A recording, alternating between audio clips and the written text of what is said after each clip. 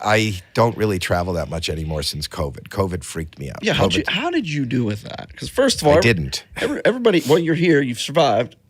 Everybody knows you have the germ thing. A lot of people have this, but you're known for it.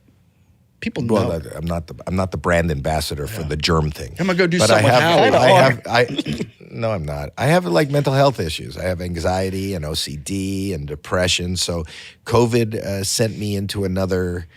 I had some problems. It was really hard for me to cope, and I probably overused alcohol and gummies and whatnot just to try to escape. And now I don't use anything because I've escaped that. I don't do anything in moderation.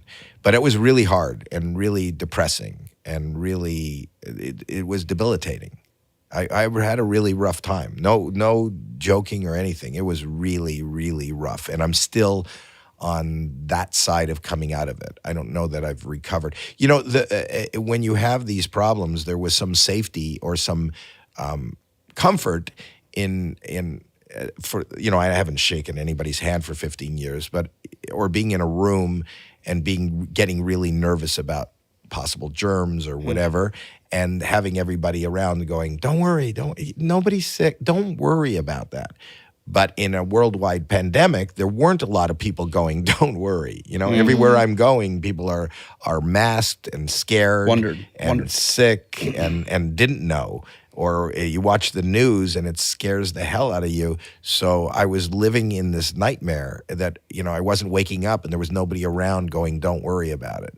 So that was I was terrified for about 3 years. And I still have a problem going out. I lock myself where we are right now. I mean, I don't really travel unless I'm, contracted to. So I've been having like all these makeup dates. I canceled a whole bunch of live dates where I'm doing stand-up comedy, and I've got to do shows in, I do Canada's Got Talent. I had to do America's Got Talent even during the pandemic. The one time I didn't go to restaurants or anything, and, you know, I ate at home. They made me go to the Kids' Choice Awards for Nickelodeon. And that was the first time I went out in public, and because I was on camera, they asked me not to wear a mask, and I got COVID. You got it the there. only time he went out. Nickelodeon. Yeah. The Kids' Choice, they said, go to the Kids' Choice, they're going to give you an award, and, you know, for they gave you some. Yeah, they said, and we need to do it. It's good for press. It'll go viral. I went viral. You went viral. Literally. I got sick. Well, you've made it out. It seems like COVID has died out a little bit. It's down.